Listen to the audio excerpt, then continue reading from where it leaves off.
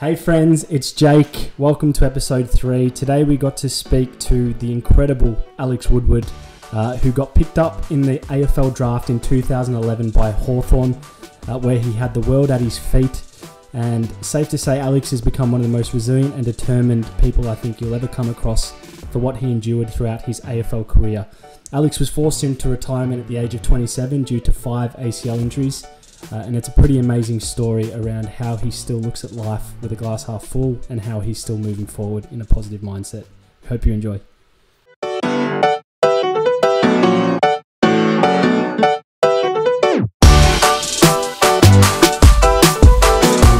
Alex Woodward, thanks for jumping on, mate. Really appreciate it. That's all right. It's great to have you on the Unlaced podcast. It's quite funny actually, because when I started this podcast, a few people had reached out to me and said, "Mate, you've got to get Alex Woodward on." It's definitely. I'm definitely flattered that people think of me in that sort of light. So, mate, the pleasure is all mine. Yeah. Really looking forward to it, and thanks for having me as a guest. Nah, good, mate. It's funny. I didn't expect to have you on so early in the podcast. We're on our 3rd episode, which is pretty exciting, but. I was a witness, I guess, a few weeks ago, like most, watching you on open mic on Fox Footy, where you're very candid and transparent about the journey you went through, and actually thought you handled that really well, spoke really well. I know Mike probably was throwing a few curveballs and trying to get a bit of emotion out of you, but you held yourself pretty well.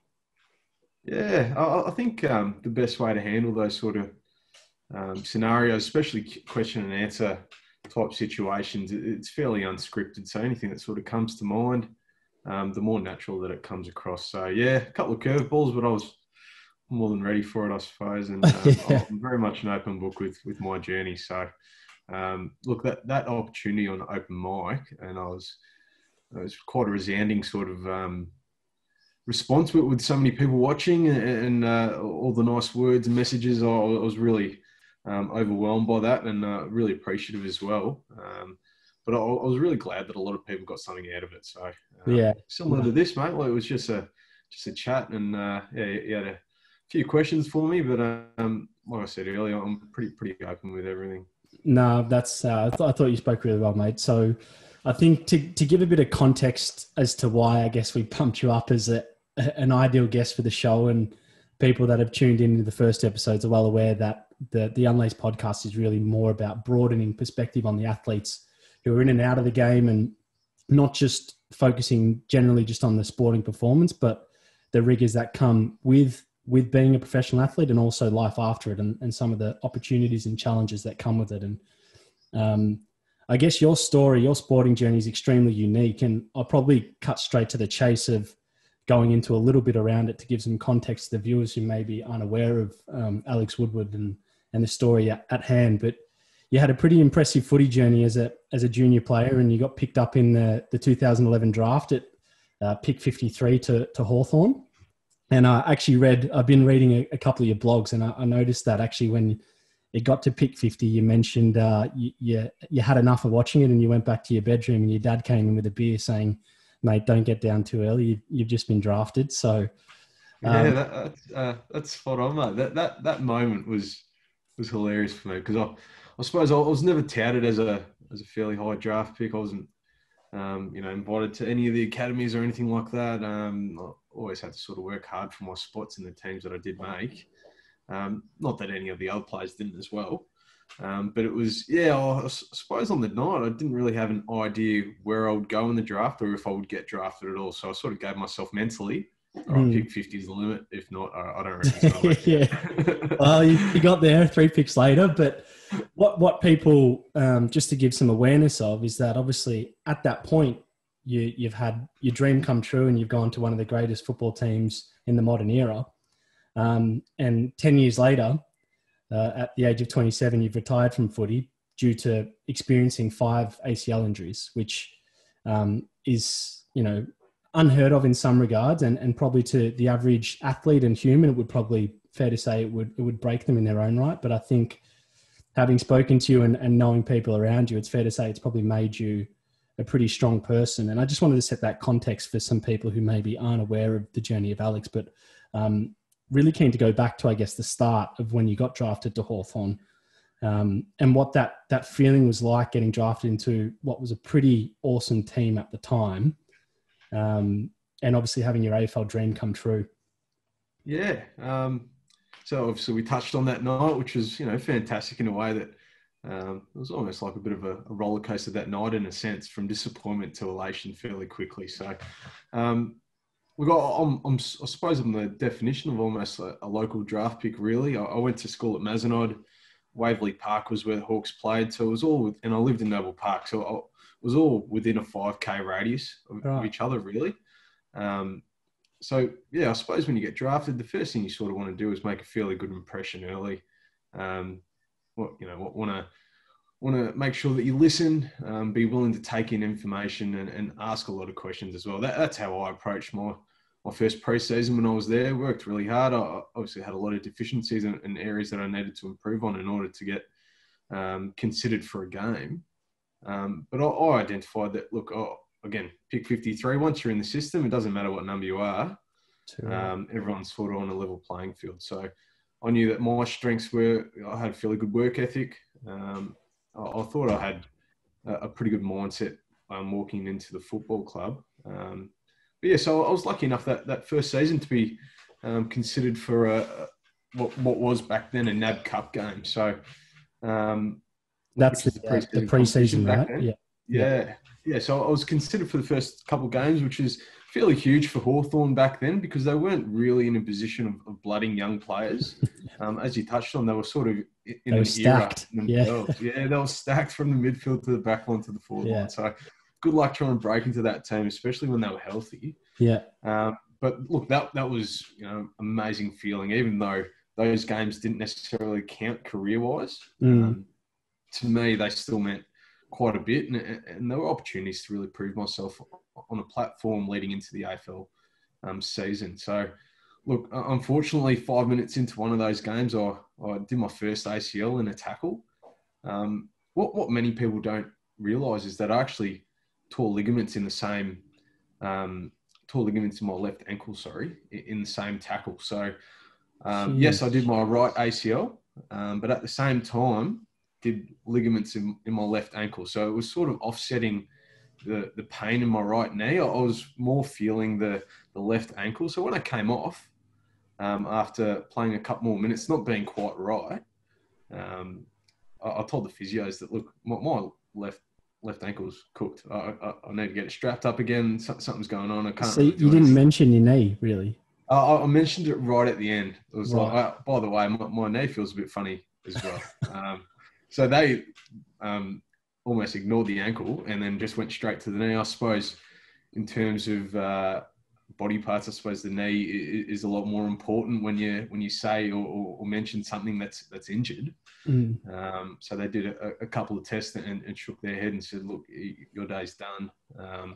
We probably need scans on Monday because we can't confirm it on the day. They just couldn't quite tell if it was a confirmed ACL tear. So yeah, that plane ride back home, because we were playing in Tasmania that day, it was pretty upsetting because I felt like it was an opportunity missed. And then I was sort of left in the dark a little bit until Monday come scans, and then everything got confirmed, and then everything sort of happened fairly quickly after that with surgery and everything. So that was ACL number one. But also, my first season as a whole at the Hawks was a little bit disappointing, but I still felt, post-surgery, look, there's opportunity there to be a student of the game, even though I couldn't really perform on field. I still wanted to ask questions, still wanted to, evolve as a player, even though I couldn't necessarily kick the footy. So it'd be pretty ignorant of me not to use the wealth of knowledge around me with the likes of Sam Mitchell, Luke Hodge, Brad Sewell, Jordan Lewis. The names go on and on. Sean Burgoyne. And that Hawthorn team, just for context, you won 4 flags in 10 years in that period, and you were right in the thick of it when you got drafted. So it was pretty elite environment. Yeah, it was amazing. And then so I suppose my career span there was roughly 5 years, and they made 4 grand finals. So that in itself was, just to be in that presence was pretty surreal. Yeah. But I still think that first season wasn't necessarily a write-off, even though I was 18, 19, and didn't play a game necessarily. So I still felt like that season was really important for me. But unfortunately, my second ACL came 10 months later. So I was just about to say, because after your first one, you had really many significant injuries before that going in? Because I know you played Sandy Dragons and Vic Metro, and you had a pretty clean run into the AFL, didn't you? Yeah, it's nothing untoward. Like when I was 16, I had a little tiny clean out, which put me out for a couple of weeks. But in terms of continuity and being pretty durable with my footy, that was something that was something I was pretty proud of. But yeah, so all these long-term injuries was fairly foreign to me. Being told that you're out for the season, it's a bit of shock and awe, really. A whole season goes by, you can't really kick a footy out on the field with your teammates. And as I got older and as each ACL went by, it was like, well, this is my job. And I'm not necessarily doing my job to the best of my ability. So those sort of thoughts started to sink in. But thankfully, look, I still had moments where I still got the best out of myself, even though a lot of it was off field. On field, I still think I performed as well. That's actually one of the things that impresses me the most about you is every athlete and person around sport will know that what makes the athlete happy is playing or competing. So when you can't, you're at a bit of a shell of yourself because you're not doing what you love every day and you're being restricted, and especially when you're injured, you're in a bit of a lonely space. But something you kind of epitomise, and I know you've spoken about before, is how even though it was your first year and you're pretty down and out and, from your injury and were limited with playing, you mentioned you didn't want to be the negative guy in the room or bring the atmosphere of a great environment down. You were still like, well, I can still be positive. I can still get something out of this, which is a pretty unique perspective and way to look at it when you're an 18, 19-year-old kid. Because I know when I was playing and I had bad injuries, it definitely wasn't that. It was more like, oh, I'm the victim. Whereas you took it the other way. And can you give some perspective into, I guess, what that view was like? I suppose it's, and the way that you saw your injury is not necessarily a foreign thing either. I think the way that I approached it's more the outlier. And that speaks a little bit to my personality at the time, but a lot of it was optimism. So I don't know, I felt like the way I distracted my negativity was, through being overly positive. Was it a mask at the time? Yeah, maybe. Because as I got older, I learnt to deal with the negative side a bit better, whereas being overly positive was good, but also led to me being, fairly drained at times as well. You can only be upbeat for so long and not accept the fact that, you're out for 12 months and you really want to be out there and have an opportunity to play AFL footy. When I was 18, I was like, look, if I tick this box, I'm one step closer. Maybe they'll consider to play me this year or something, It was sort of that being naive. Still positive, right? Yeah, still positive. And look, it really resounded me with the way I attacked my rehab. I was really positive with my rehab, made sure that I did everything really diligently. But yeah, I never planned to, break down again 10 months later. But surprisingly, that positivity with that second recase still shone through. So I was, okay, I know what I did wrong. I'm going to do this again, but I'm going to do it better, which is really, at the time, it was a little bit different. And I had a few players talk to me at the time saying, look, you need to sort of accept the fact that, look, it's okay to feel down and all that sort of stuff. And I was, at the time, I was saying, yeah, don't worry, I'm feeling pretty good. But now that I look back on it, I was... Were you masking it a little bit? Yeah. Yeah, I was pushing it aside a little bit. But that's, 18, 19, again, still naive, wanting to get back out on the footy field. But I was still really adamant that I could have some sort of a career here. And you were touching on, look, if I'm positive, if I'm doing things off field, I could still get noticed by the coaches and players as a person of the footy club that they want to have around, so to speak. So when you get drafted, you get a 2-year contract. That's what it was back then. So my 2 years essentially were a write-off playing wise. Yeah, But I earned another contract through, the way I attacked my rehab, my persona around the footy club. And that's a pretty unique way to earn another sort of contract in a footy environment. Can you explain to us, I guess, obviously the first year, my perspective on this is you've had a bit of a heartbreaking moment in the first game, but the optimism really around your AFL career is still well and truly there because it's year one. You got another year in your contract. You're in a great environment. And you kind of stated in your first year, you were really just absorbing as much information and intelligence from the superstars in the change room. And you were probably around the footy club a lot that first year. But can you explain, I guess, as you were building up and you overcame some of the key hurdles to get back into pre-season number 2 and then ACL number 2, what that whole journey and experience was like for you? Yeah, for sure, mate. It was fairly interesting. It was a bit of a whirlwind at the time, and I felt like the way I distracted myself and accepted the fact that year one was going to be a write-off. I had a lot of players, coaches, and staff, and even fans thought, look, a year in the gym wouldn't necessarily be a bad thing. That's the sort of response that you'd get. Yeah, wasn't the response that I wanted. I'd rather be playing football and that sort of stuff. But that, again, it wasn't necessarily a bad thing.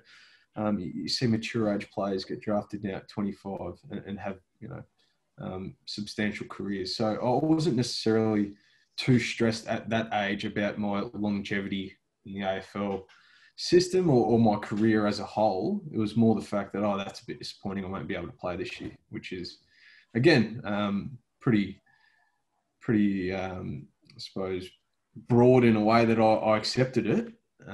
But throughout that first season, I always carried a notebook around. I was very much, like I touched on before, a student of the game. Each game I had a specific player that I wanted to watch and write down his attributes, positives, negatives, RFIs, what I wanted to get out of that game and sort of aspects that I'd really admired about that certain player. And that was really interesting because that was, the first time I sort of watched a footy game in that sort of perspective. You know what I mean? When you're a kid and even a teenager, you watch a game, you just watch the contest and it's like, wow, this is, crash and bash and it's really exciting. Whereas if you really focus and narrow your perspective and view on the game for certain things, it just makes viewing football a whole lot different. So that first year I did that. Second year I did that as well. But my second year after, obviously breaking down again after 10 months, I sort of made sure that I had some time off as well. Whereas throughout that first ACL, it was basically a 10-month slog. Yeah. And that probably wasn't really that healthy for me. Even, basically went from pre-season rehab for 10 months straight into another pre-season. No real time off. Non-stop, right? Other than a couple of weeks where I went overseas or something, but I was still thinking about, I want to play footy. It's that that kind of mental block, isn't it? That refresh that you get mentally. Yeah. And it was like a carrot for me or a finish line, so to speak. I was so close to playing again. And, when I broke down, it was actually, when I broke down in that for my second ACL, it was actually in a practice match. So I was basically back to full training and everything like that. So that was pretty disappointing. I think there's a few photos of me actually crying and stuff because on that day there just happened to be, I think, Channel 9, so a few reporters there. So it was just a bit of bad timing, but I knew straight away as well when I collapsed, and it was a really good learning moment for me. In a specific way, in the fact that I thought I was the same player that I was when I got drafted, whereas I wasn't necessarily thinking about, hang on, my right knee's gone through an ACL reconstruction. I should be a little bit more cautious 10 months post-surgery. Right. And again, me as a young teenager being a young bull. Yeah, just naive again. I was so eager to get back in there, and this is the first time I can really, let loose. I'm not that same sort of player, even though I was pretty close to it. There's got to be an element though of like, and I know you've been through a few, and I know what you're talking about because you probably, I think you mentioned this with the second one. You did a maneuver that you probably wouldn't normally do, and I reckon you were a bit harsh on yourself in saying you're a bit naive because I reckon blokes do stuff like that and they come off scot free. It just happened for you. Maybe you didn't, but I could have done that and been fine, and you could do it again and you could be fine. Yeah, It's exactly right.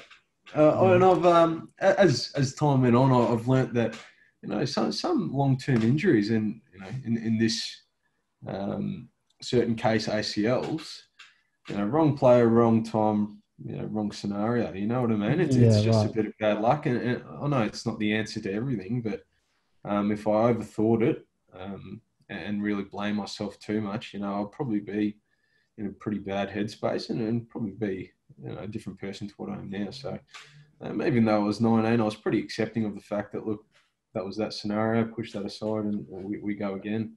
Yeah, because just with the, I wanted to make a comment before I speak on the, I guess, post-second ACL was you speak, it's actually incredible for me how your perspective when you were injured in year one was to get a notebook and focus on a player of the opposition every day. I reckon that's just awesome. I don't reckon people do that enough in other codes when they're injured to go for a like-for-like player or for someone that they want to be like and go how good or where are their flaws and pick them apart. I think that level of detail, I actually find that really impressive, mate. Well, I think we see there's that Gold Coast player, Matt Rowell, who came around to the notebook, which I was like, hey, I actually, not that anyone captured it, but the coaches and players knew that I did that. But yeah, I felt like it was really beneficial to me. It was just a different way of viewing the game. And sometimes I took opposition analysis meetings. I thought that was, again, another little avenue of developing my game, even though it was off field. I only took a couple of meetings, spoke about some certain players that I watched, the week before. Got a little bit more, insight into how the club holistically works in the build up to a game on the weekend. You know what I mean? So I developed some really good relationships with coaches and staff as well, support staff. And again, that sort of extends into, my reputation at the footy club as a whole, not just the players, the coaches had a pretty good idea of what type of person I was and so did the support staff. So if end of the day, after my 2-year contract, after getting first drafted, if that was going to be the little, the little thing that sort of gets me over the line for another contract, it does do wonders. Yeah. So just the moment after you did your second ACL, obviously it's heartbreaking. You mentioned you're in tears, and I've read something, and I just wanted clarification on whether this was true. But I read something that when you went back in the change room, you were that gutted, and obviously you were trying to build yourself up to tell your old man what had happened, and that must have been a pretty hard phone call to have. But then on top of that, I think your old man obviously didn't take it too well either because he was a bit gutted as well. And then I think Luke Hodge, who may have been the captain of the time or one of the big leaders of the club, came in to check on you and offered to speak to your dad on your behalf, which must have been a pretty unique moment in itself. So can you give us some perspective on understanding what happened there? That's 100% true. Look, Luke probably won't remember that, but that it's definitely a moment that sticks with me. Obviously, after getting injured on field, I got helped off by the trainers. With ACL injuries, I'm not sure if the listeners know, but a lot of the time it's just instant pain.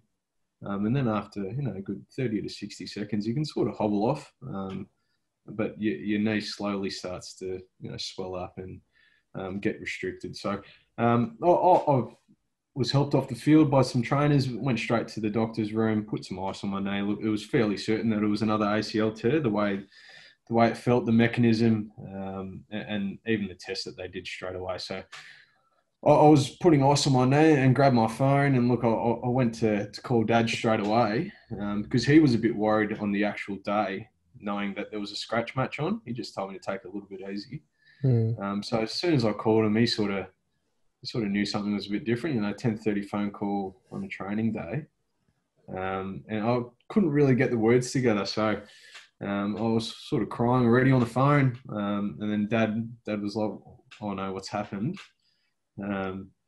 Thankfully, Luke Luke walked in, and I said, "Mate, can you just talk to my dad? I can't really talk to him at the minute because he's pretty upset on the phone as well."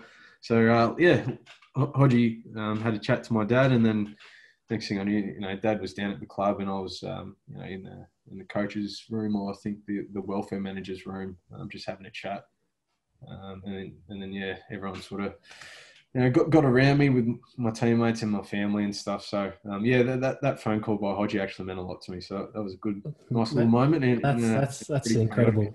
It's yeah. something you don't hear about every day, and probably not the average person would have known that story. So I did want to bring that up just to get that understanding, because it's pretty impressive by Hodgie. And even for a young kid, I can imagine spurting those words out. Second ACL done. I'm not sure what the road ahead looks like. Must have been pretty hard. I couldn't speak more highly of Hodgie. I think that was sort of the foundation of a pretty good friendship that we have now. We still touch base every now and then, but I suppose the mutual respect sort of really built and grew from moments like that. It was I suppose a nice little story to share for people that didn't know that. Yeah, one of the other things I was, I guess, really interested on, and you mentioned this a couple of times before, and I've watched a little bit of, obviously, open mic was what I mentioned, but you talk about rehab, and I know, obviously, the mental health aspect of going through an injury is something really unique and challenging and a bit of a lonely and vulnerable period, but you speak about attacking your rehab as it's much of a mental battle as it is a physical battle. Can you give some understanding of what you mean by that? Yeah, 100%, mate. Look, like I touched on before, I think as I got older, I started to understand my surroundings a little bit more, my position that I was in. So after the first two Ricos, you grow up. I was lucky enough to get some footy in between the third one, which was nice. So once that third Rico came about, I was a bit older. I understood that, okay, I'm going to be feeling pretty down about this. And I was more accepting of the position that I was in from a negative point of view. I got a lot of sympathy, which wasn't necessarily something that I wanted either.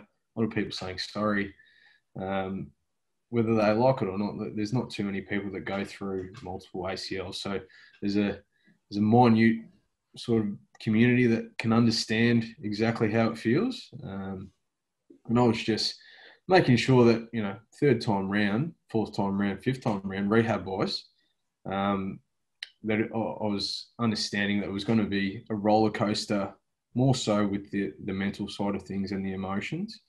I knew physically I could do rehab because I'd already done it twice. So there was no reason why I couldn't do it again, and, to the best of my ability as well, and get back out there and playing footy. That was never a what if or a doubt to me. It was more, okay, how do I find the passion, the want, the determination to, pick myself up each day, get myself out of bed and do rehab in a sense. Same four walls, same sort of exercises, same laps again for countless days until I'm in a position where I need to be fairly confident in kicking a footy and playing without any doubts. Look, it's pretty daunting. But again, I was accepting of the fact that some days are going to be pretty good, some days are going to be pretty bad. I think me embracing those bad days and the bad days were as simple as, look, I'm telling my rehab coach, who was Phil at Hawthorn, we're still really good mates now. The bad days were as simple as, look, I'm not feeling it today. Do you mind if I go home and spend time with my family? They gave you that flexibility to kind of, that's and that balance. I think it was really important because the club was really understanding, because they knew I wasn't necessarily the type of person to, pull out of a rehab session. So if I wasn't feeling too well, if I wasn't really going to get much out of that rehab session anyway, quality-wise, if I was performing in a headspace that was pretty down and out and I didn't really want to be there. I think it was really important for me to have distractions outside of rehab. And even on the good days where I'd do my rehab sessions really well, I've really narrowed my focus. I was like, okay, I'm going to spend 2 hours at the footy club, get the most out of myself, push myself to the limit, as soon as I'm done, I'm going to uni, or I'm going back home for a little bit, because I don't need to spend 9 hours here. Yeah. Whilst the boys are getting ready to play a match on the weekend. And those days were good as well. Because I'd say in my first couple of years, I'd almost be first one there, last one to leave, even though I was in rehab. So again, bit draining. Yeah, people don't really understand that when you're injured, it's not necessarily a breathing period. It's usually you're working harder than other players to get back out there, and even the physical battle, but it's also the mental battle that you take it off the field of, like, you're still carrying the pain, you're still sitting on the couch icing, you're doing all extra little just things. Little things, mate. And next minute you get there at 7, and you're getting home at 5, 6, and you're actually not playing on the weekend. It's crazy. And you've spent the whole day rehabbing an injury. Look, there's going to be moments where, like I said, you're going to have good days, and those days fly by. But then there's going to be days where it drags on, and you're alone in your headspace for a while, which is, they're the hardest days, I reckon. But again, you just got to be willing to accept those down days. Pick yourself back up again, and see how the next day goes. You had, I guess, a bit of a climax between ACL 2 and 3, and it was in year 3, right? So you've started to get some games together. You've got some consistent, I guess, fitness and confidence within your knees and body. And Clarko's called a team meeting and told everyone that Alex Woodward's going to be playing his first game against Sydney Swans at the MCG. Can you speak us through that moment after 2 ACLs and all the uncertainty and, I guess, the period you went through where you were alone and rehabbing, to have that moment? What was that like? Yeah, mate, it was probably one of the best moments of my life, really. Look, that transition from second ACL into playing, I've got a green light now. That was a really fun period for me, because I just felt like I was 18 again. Playing almost like a new recruit, no real restrictions other than game time a little bit. But I was sort of told, just play footy, try and get your hands on the ball, and that's what I did for the majority of the season. I really made my focus simple on field, tried to contribute as much as I could to the team, show my strengths as a contested player in and under the packs. Thankfully, with the continuity came form as well. So I did have a few little slight hiccups with, a few minor injuries here and there, but compared to what I had gone through long-term injury-wise, to miss a week here or there didn't really mean too much for me. When I was on field, really enjoyed my footy. Again, thankfully, Box Hill were almost as successful as Hawthorn. So the Twos were a really strong side as well. So we were going deep in the finals, having really strong form runs throughout the season, and had really good camaraderie and teamwork with one another. The game plans were seamless as well, so everyone was on the same page. But when it came to obviously hearing the news that my form was good enough to debut, my best mate was Max Bailey, who really took me under his wing rehab-wise for my first couple of seasons. So he retired the season before, but I took his number 39 at the start of that season. So for him to present me the jumper and say some kind words was really nice and meant a lot to me as well. So I think that moment was pretty surreal and something that I'll always remember. The actual debut in itself was a bit of a blur, but that's okay. You're in front of 70,000 to 80,000 fans against Sydney, who was a powerhouse team as well at the time. Fortunately, back then there was this substitution rule, so I didn't get on until the third quarter. So you had the nervous weight of not just getting the debut, but then sitting on the bench waiting for the vest to come off. Yeah, I hated that vest because I was just like itching on the interchange bench. I hated that rule. But yeah, thankfully it's not there anymore. But yeah, debute's a debut, and I was still able to at least get a touch. But the main thing was that the team got the win, and I was in the middle of the circle, and my family was there as well. My dad was really proud. My mum was really proud. My sister as well. So that holistically, and that's something that people don't understand, that with getting back onto the field. I know that I'm doing rehab solo, so to speak, but there's a whole team behind me really supporting me and wanting the best for me, and making sure that throughout rehab I'm not necessarily alone, or almost being a distraction themselves. So my family were huge. Phil, my rehab facilitator, was huge, and my friends as well. So even though I debuted solo as well, just me out on the field with my teammates, I had a lot of a pretty big support base that almost were waiting for that moment as well. It kind of makes all the tough moments worth it, pushing through and persevering, when you get the elation of what you're there for, and everyone around you who's been impacted by the injuries and seen you, I guess, a bit down and out and not yourself all the time. They reap the rewards and benefits too. And that's probably what, I guess, the average person in and around sport don't really understand, is that your family and friends feel the pain, and they almost go through a bit of the injury sorrow too, don't they? Yeah, absolutely. Spot on there, mate. Like, my family and friends probably saw me at my worst post-surgery. A lot of the unseen stuff where I'm, icing 12 to 16 hours a day, not getting a whole lot of sleep. I was actually, I have adverse reactions to painkillers, so didn't really have any of that post-surgery. So in a lot of pain, and they were able to see that side of things, and also my down days, the days where I left the club early, wanted a distraction, that they were there for that as well. So even though people don't probably recognise them as much, I think it's pretty important that when I do get a chance to recognise them on a pretty open platform like this, or when I'm speaking publicly, they get the recognition they deserve as well. So, very thankful, very grateful that they were able to put up with me, even though it was, could have been a little bit annoying as well. No, well, I'm glad you got to taste what it was like at the top, and you couldn't have probably played in a bigger game on the MCG in front of that many people. And I know then that the week after you played again, and then given the strength of Hawthorn at the time, it was probably pretty hard to maintain a spot in that team. But then you went back to the twos in Box Hill, and then number 3 ACL happened. And I guess at that point of time when that happened, did you ever, I'm keen to understand whether the doubt started to come in of whether this is what you actually wanted to do and whether you wanted to go through that process again. Did that ever factor in?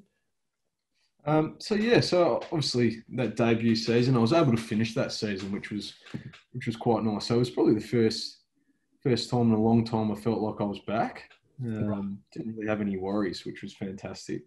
Hawthorn won a grand final that year as well, so I felt like I was a part of those celebrations for once. So you played that whole season then? Yeah, I played that whole season. So you played that whole season, right? Yeah, so 2014 I actually got a whole season out, which is fantastic. Oh, that's awesome. So you played the rest of the year in Box Hill? Box Hill, yep. And Box Hill went to the finals. Couldn't quite win the grand final, unfortunately, but the AFL team were able to win the grand final that season. Come 2015, which was my 4th year in the system, it was a bit of a challenge for me to sort of cement a spot in that side or put my hand up as consistently as possible. So again, you just touched on, they're fairly stacked in the midfield. You've got multiple Australians and a Brownlow medalist in there. Good luck trying to break into that midfield. But I never thought of it that way. I thought it was a good challenge to really put pressure on the selection panels, put them in a position where they had no choice but to pick me. So I was emergency most weeks, but I had a pretty open and honest conversation with Clarko about the likelihood of me needing to be a dual position player. So I needed to play a little bit more forward, impact the game that way. And probably in that season, I was starting to really evolve as a player, which was, a nice feeling. I never thought I could be, a pretty dynamic forward. And that's the nature of the AFL industry now. You've got to be able to play multiple positions. Right. Likelihood of you being a pure defender, midfielder or forward, they're pretty rare spots to hold down. So as I started to develop as a forward, you touched on, I went down again for my 3rd ACL. Was it a moment where I had my first sort of self-doubt? Probably not. It was probably the first time I felt really angry about the whole situation. I thought those ACL injuries were past me. That third ACL, I just felt like, again, we sort of touched on it before, with wrong place, wrong person, wrong time, that certain spot on the field and that certain mechanism. You know what I mean? I didn't blame myself for the moment. I was just disappointed that it just happened. You know, it had to happen to me, who had a history of 2 other ACLs in his career. But again, I didn't want to have those moments too often where I'm poor me. You know, I didn't really. It's hard not to do that sometimes, though. Yeah. And people don't. I've never done an ACL, touch wood, but I've experienced being around a lot of players that have done them, and the players that I've seen do them. For me, I would say it's almost a bit of a life-changing injury, because it really does change how you move, how you recover, your mental aspect, and then even coming back. I mean, I've seen players do ACLs one time and they've maybe lost a yard, or they've lost a bit of a, change of pace, or how they turn and shift. They've had to reshape themselves as a bit of a player. So for you to go through, I guess, leading into, was it season 4? And then the third one happened. Did you ever start to see, I guess, the way you were attacking footy and the way you thought you were going to play? Did that ever change, or were you still the same player through all the injuries? No, I suppose, it probably doesn't look good on paper that I kept, reoccurring this ACL injury. So did that contribute to me constantly doing my ACL? No, because my mindset was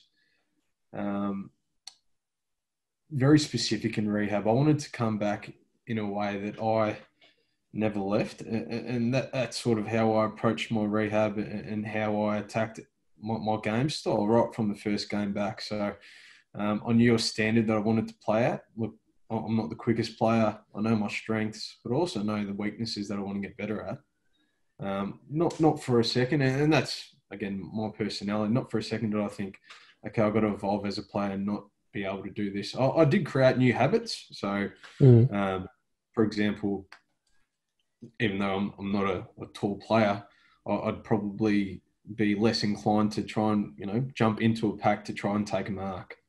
I knew that I'd probably be better suited on the ground and waiting for the crumbs. So that's probably an example of one thing, but I did build new habits in rehab. So it wasn't the fact that I needed to eliminate a certain attribute of my game. I just needed to evolve it. So my side steps, my agility and all that sort of stuff needed to make it really tight knit.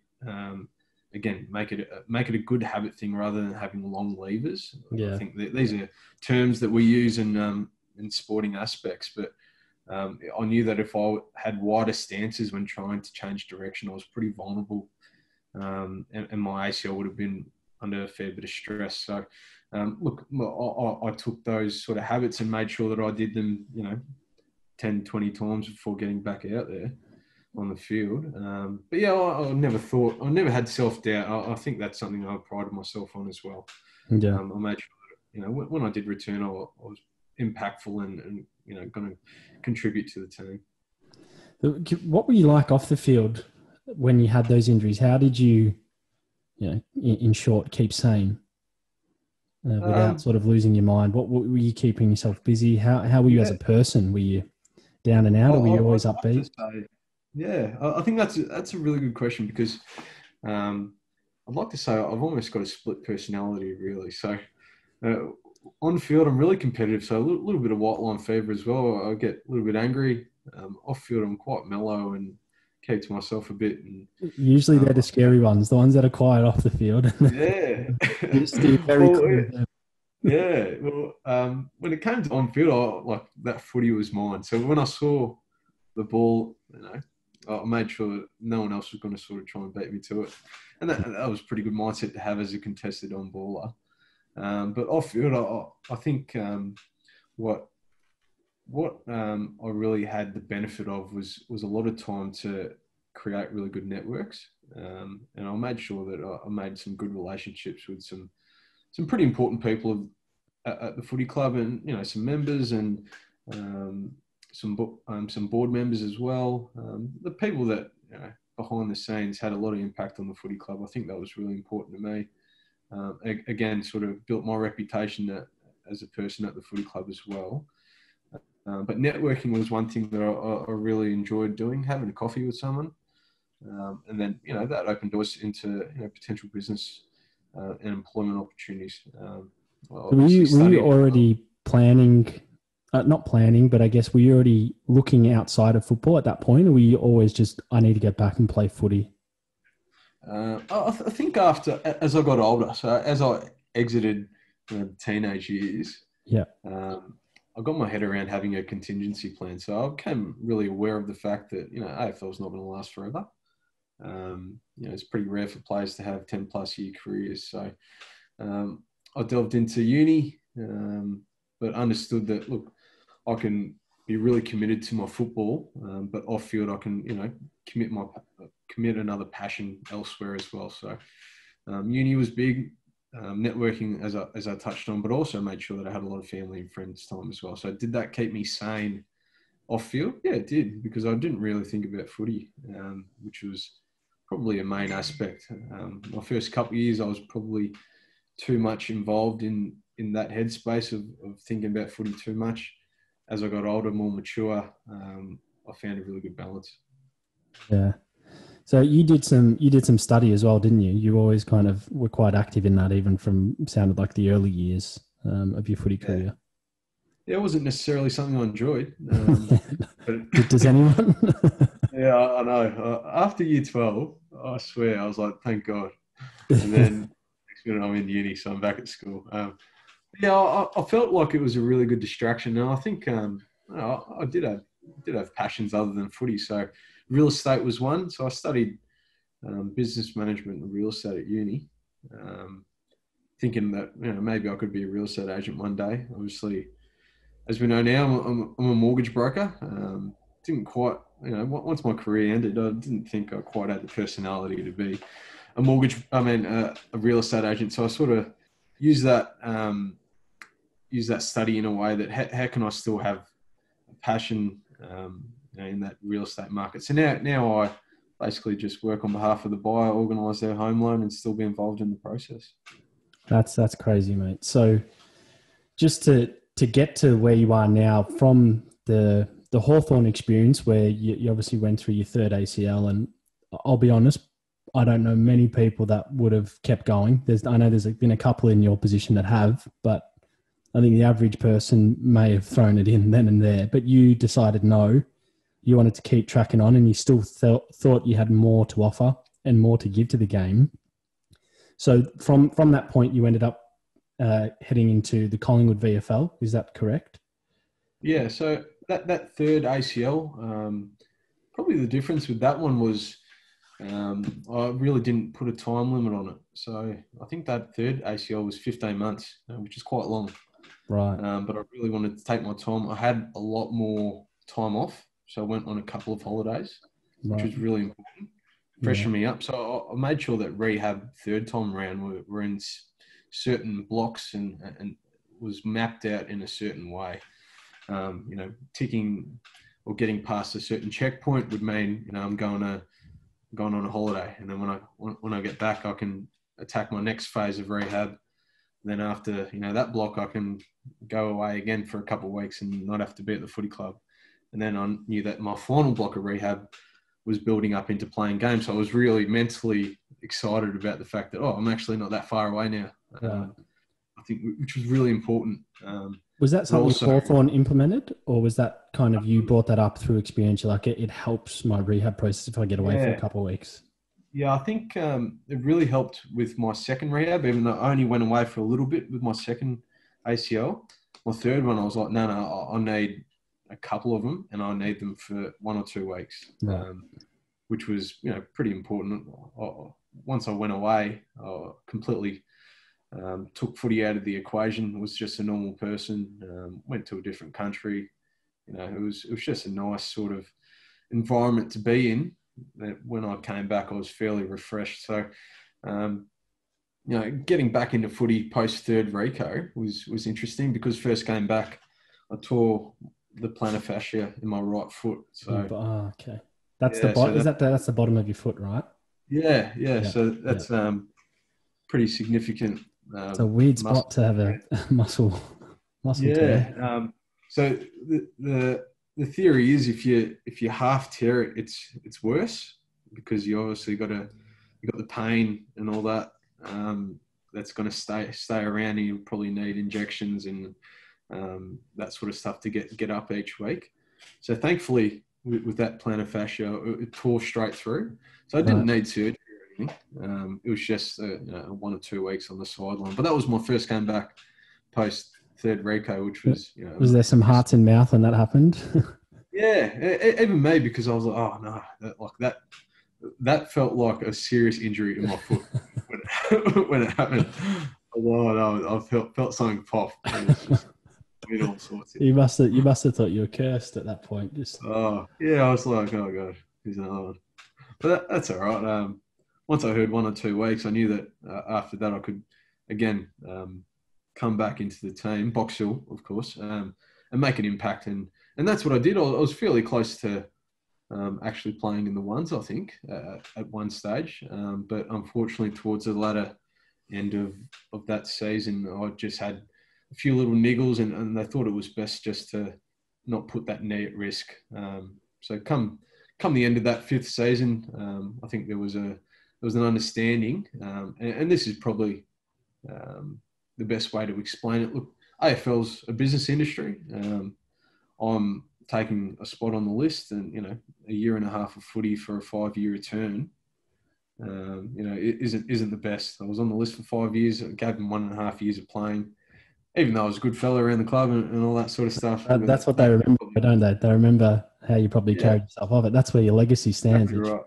But I was probably taking up a spot on the list for a young fella where they could play every week. And, I was pretty understanding. It was a really respectful exit meeting.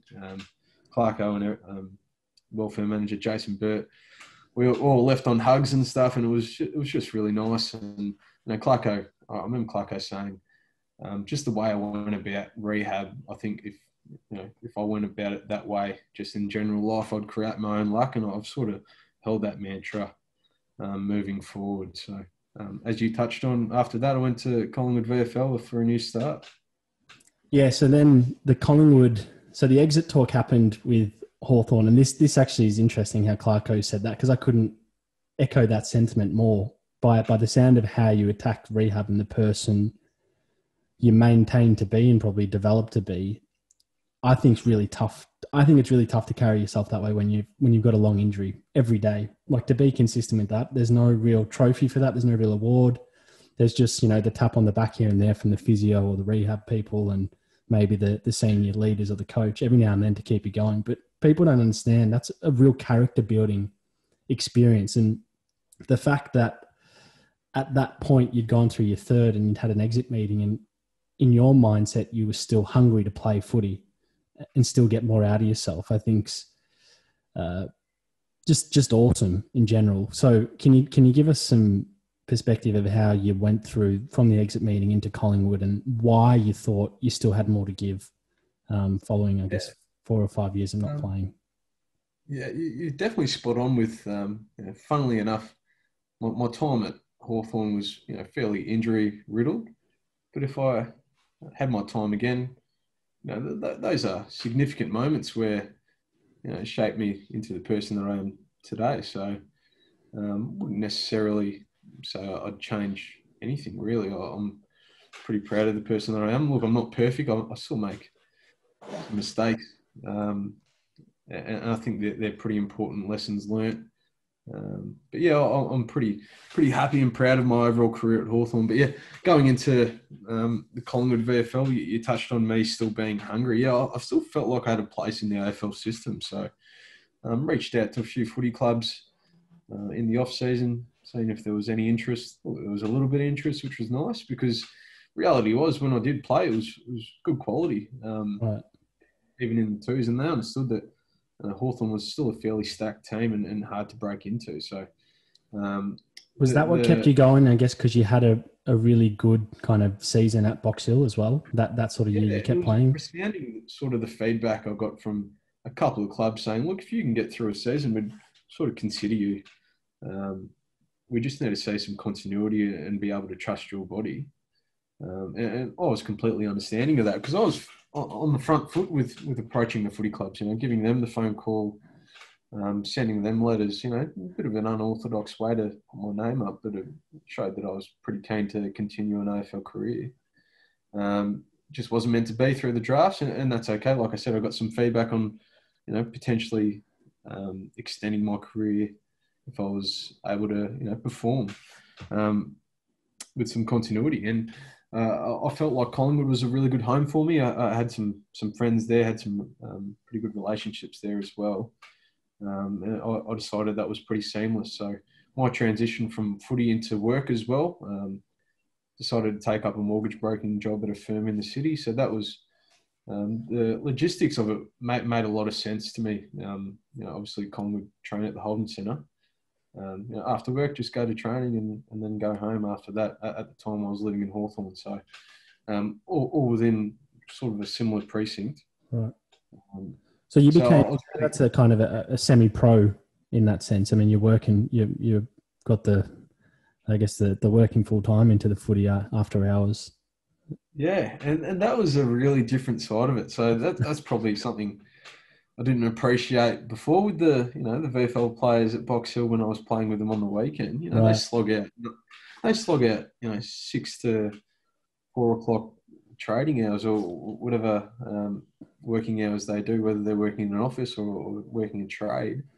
And then going to footy training, it's just like, wow, these are huge days. Then they've got the coach to give them the nerve to say, put your head over the footy. Yeah, I know. You can't blame them with some of these amazing. You couldn't blame them, you know, with some of those training sessions if they were a little tired, especially in pre-season on the 40-degree days. Yeah, you know, they've just been working all day. It's just, oh god. But it gave me a different perspective in footy. I know that I learned to appreciate it a little bit more because it was an outlet from work. Whereas before I saw, you know, footy as my job and sometimes a bit of a grind as well, especially being in rehab for so long. This time I felt like footy was my outlet, so it was completely different. I started to really enjoy it again, sort of brought me back to the days of being a youngster where, you know, after school you go to footy training. Right. And they were really enjoyable. That's so how long were you at Collingwood for? And I guess, was it a similar situation in how you did ACL 4 and 5 to the previous ones? Or were they? Yeah, it was, unfortunately, it was, my injuries followed me to Collingwood, which was not ideal. But, you know, I felt like I made a fairly good impression at the footy club. I came there knowing that, you know, I wanted to play at a certain standard, but also that I wanted to have a fresh environment and start again, you know, hopefully with no injuries. But that wasn't the case. My first season at Collingwood, I went down, I think, in the third game or something. Right. The first quarter, I knew straight away that my knee just gave way a little bit, and it was just a little bit uncomfortable, sort of similar to my first knee, where I didn't find out till Monday. So got the scans and, you know, broke down after that because that one hurt me because that sort of confirmed the fact that, look, AFL's probably not going to be likely anymore. And that was probably the first time where, not necessarily self-doubt, it was more, okay, I'm not interested in playing this sport anymore. It's, you know, it's bringing a lot of hardship into my life, a lot of emotional and mental stress taking a huge toll on me. At the time, I was 25, I think. You know, I shouldn't be going through this at 25. So, and then I had the added layers of how am I going to go to work if I'm, you know, in a knee brace or on crutches and that sort of stuff. So it's a different perspective once you're out of the AFL system. You don't quite get the resources that you're used to. So, I parked. Yeah. No, I was going to say, what was your headspace like? I sort of just parked my career for a bit. I was sort of, at the time, I was like, no, I'm done. But I was more done with the injury. I was just like, I'm very much over it. Didn't necessarily want to put a timeline or an expectation on, you know, obviously I needed to rehab this thing again. I was understanding that, look, I definitely want to get a reconstruction again because I'm too young not to have an ACL in there. So I decided to get another reco, which meant another 12 months if I wanted to play again. But I didn't necessarily put that as a priority. I just wanted to make sure that I got my knee right Still use the facilities at the Collingwood Footy Club. They were really good to me, allowing me to use that and get physio when I could. But a lot of it had to be independent. So a lot of the rehab and a lot of that stuff, even though I had a rough sort of idea of what I needed to do, and I still touched base with some of the rehab facilitators at Collingwood, Ben and Sam. A lot of it was, there was a lot more unsane stuff. So obviously I was going to work 9 to 5. Wasn't necessarily going to training every night. So I had to make sure that I was doing the rehab, obviously, in my own time, because VFL's, it's usually a Monday, Wednesday, Friday type setup, whereas AFL's, every day of the week. So I can get those resources.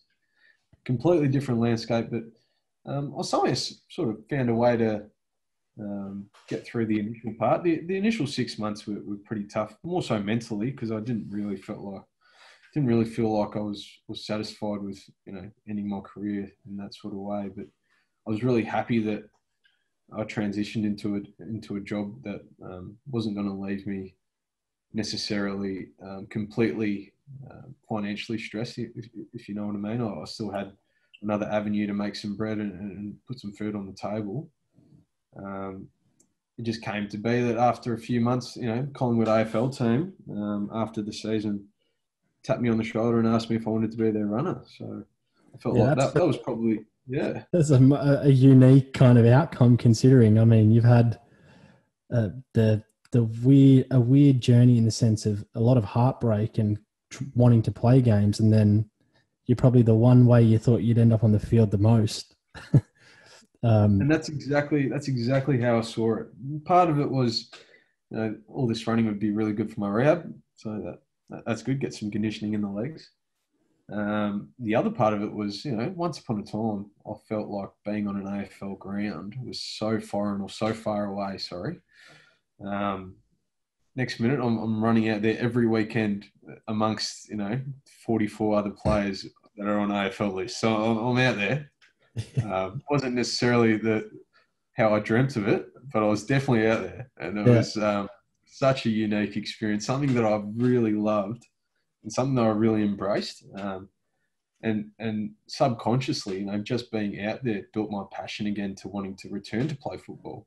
Never thought I wanted to play footy again after Rico 4. Next minute, being out there every weekend on an AFL landscape, I wanted to play again.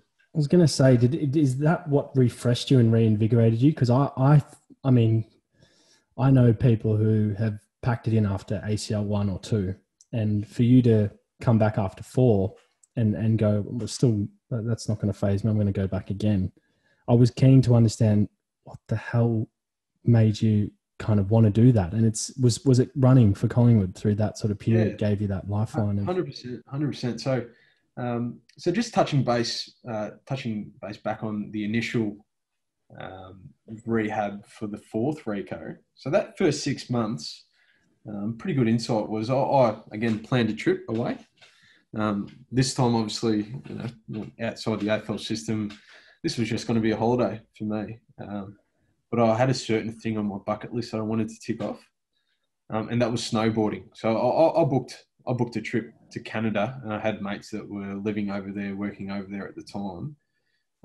So when I first did my 4th ACL, I caught up with my mates at a pub and said, "Look, I'm gonna meet you over there in 6 months," because they were moving over there in a couple of weeks. But I'd said, "I'll meet you over there in 6 months.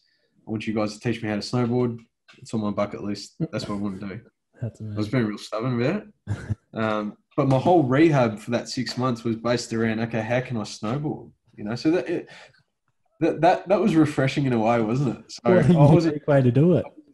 Yeah, I wasn't rehabbing to play footy again. I was doing all these balancing things and doing all these circuits and different rehab routines and techniques and everything with Ben, who's a good friend of mine now, the Collingwood VFL rehab facilitator, and just all around snowboarding, which was fantastic, because when I felt so refreshed that it was just a different avenue or perspective on rehab. So I wasn't thinking about footy.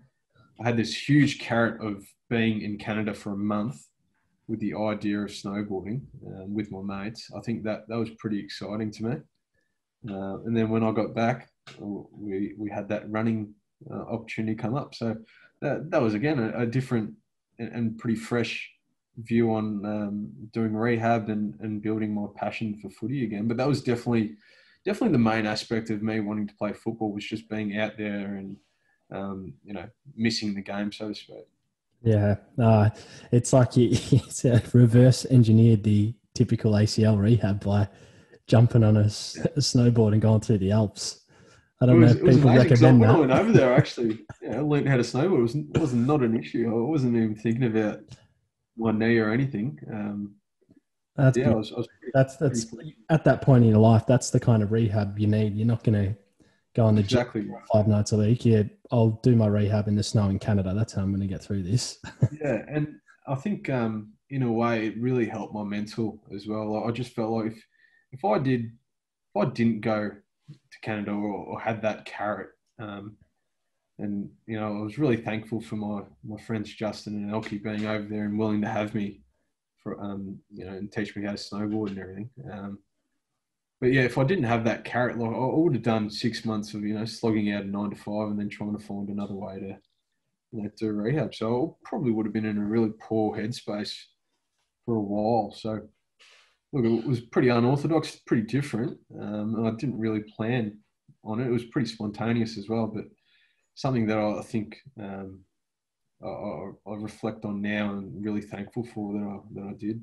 Yeah, man, what a beautiful experience that would have been. So then you've kind of had this running experience at Collingwood, a bit of a unique way to introduce yourself back into the AFL scene, and then you've gone again for wanted to have another crack with the VFL system and get yourself ready again. So thankfully, when I returned back on the field, I was touching on before. Well, when I returned to playing footy, my mindset's very set on, okay, I've got a standard that I want to play at, and I want to impact right from the start. So when I returned to playing, I really didn't feel like I missed a beat, which is not being overconfident or arrogant or anything. I just felt like, look, I'm ready to go, and this is how I play. So thankfully, I impacted most games and contributed to the team, and felt really valuable to some of the outcomes to some of the games, which was really nice, because I hadn't played footy in a while, and getting some team wins and being amongst the boys. I hadn't played a lot of games with a lot of those fellas. I just created friendships really off field. But it was good for them to experience me as a footy player as well, because that was the whole reason why I came to the footy club. Right. And then became a runner again throughout the Collingwood final series. Obviously had that moment in the grand final, which was another challenge and another hurdle, which something I never planned on, and it was a bit of a sour note to. I'm going to play devil's advocate here.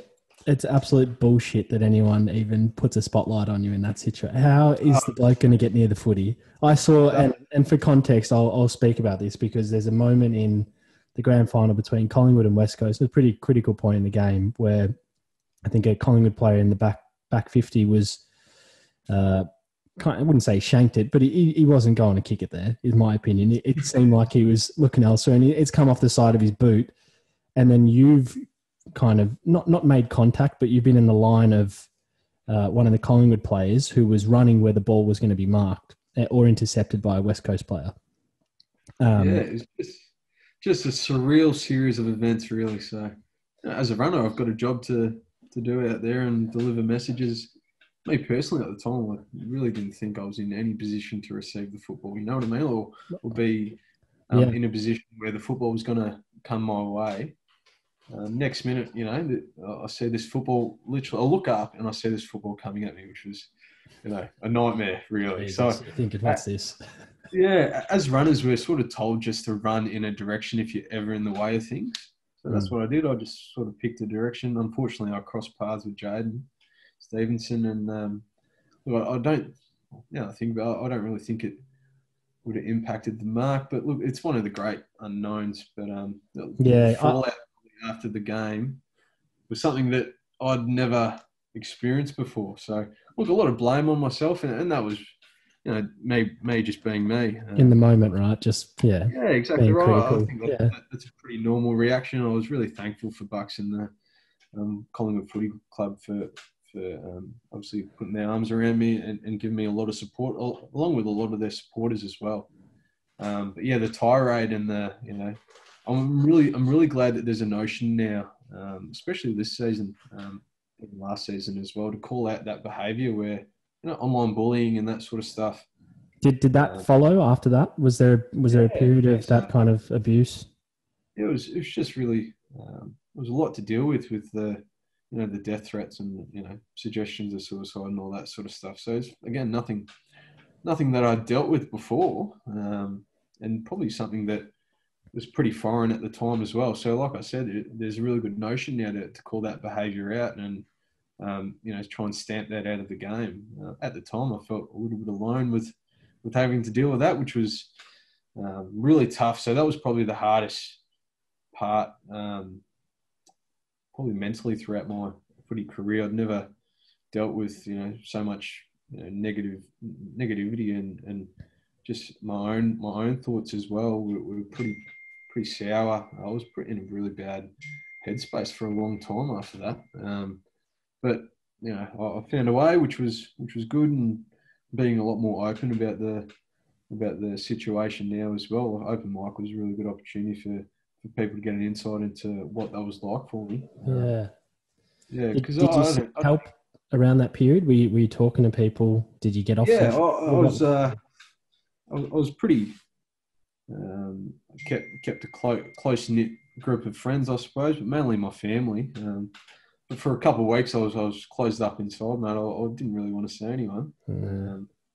But again, is it a normal reaction? Not necessarily, but found a way to deal with it, and I think it's again one of those moments that sort of helped me shaped into the person that I am today. So we all face adversity, mate, and that was just a curveball from destiny that I couldn't really see coming.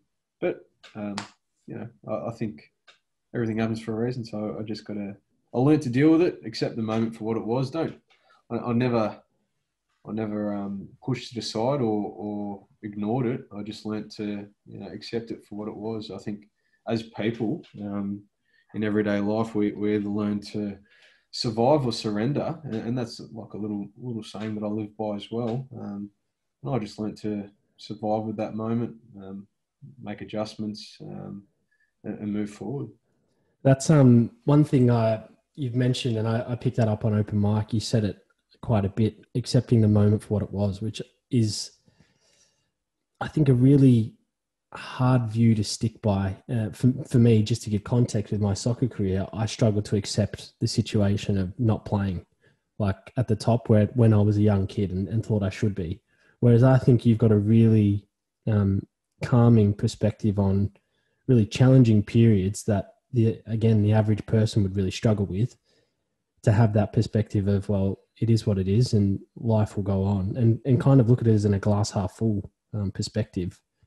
It's pretty unique, mate.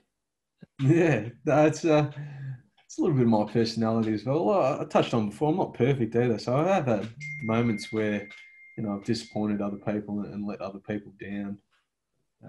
But again, they're probably moments that I've accepted and learned to deal with as well. It's a pretty broad term to accept the moment for what it was. The way that I see it is,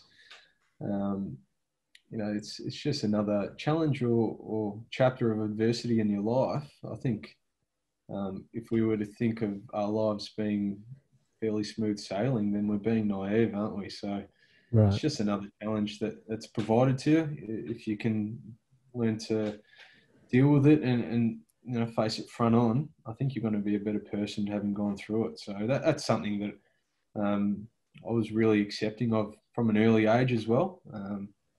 But again, I do have moments where I get challenged and it does take a little bit longer. Like that grand final, it does take a little bit longer to get over. Well, But that's real stuff. I mean, death threats and